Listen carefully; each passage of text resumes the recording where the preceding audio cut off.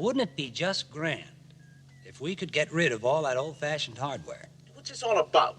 And there's another thing that's going to come as a surprise to you.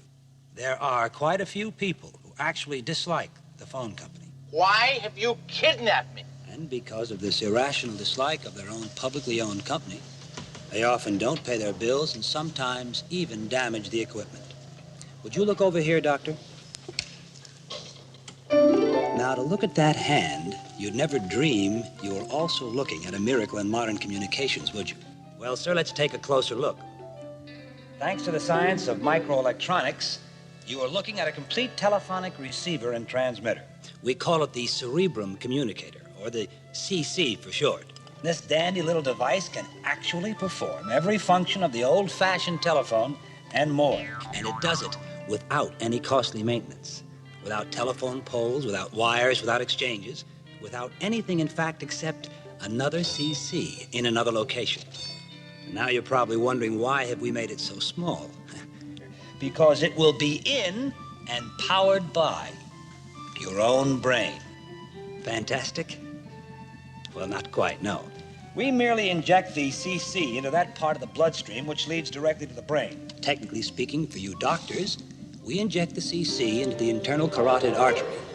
The bloodstream carries it directly to the cerebrum, where it lodges comfortably in the anterior central gyrus, which for us laymen is simply that part of the brain where intellectual associations take place. Can you imagine the ease, the fun with which you can place a call? Why, all you have to do is think the number of the person you wish to speak with, and you're in instant communication anywhere in the world.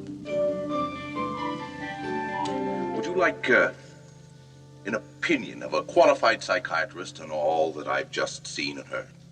Yes, sir, I sure would, sir. We're always interested in the opinions of qualified people. I mean, after all, it's your phone company, too.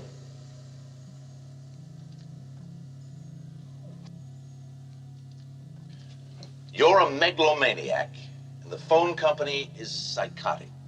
Getting back to our problem, we realize the public has a misguided resistance to numbers. For example, digit dialing. They're resisting depersonalization.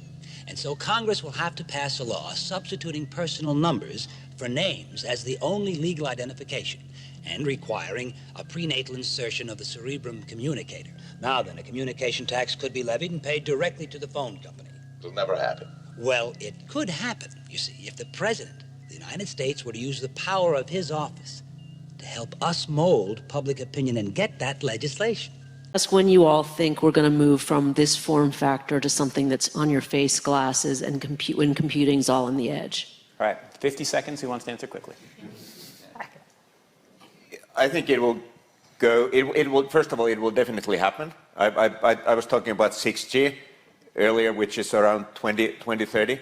I would say that by then, definitely the smartphone as we know it today will not anymore be the usual, kind of the most common interface. Wow. Many of these things will be built directly into our bodies.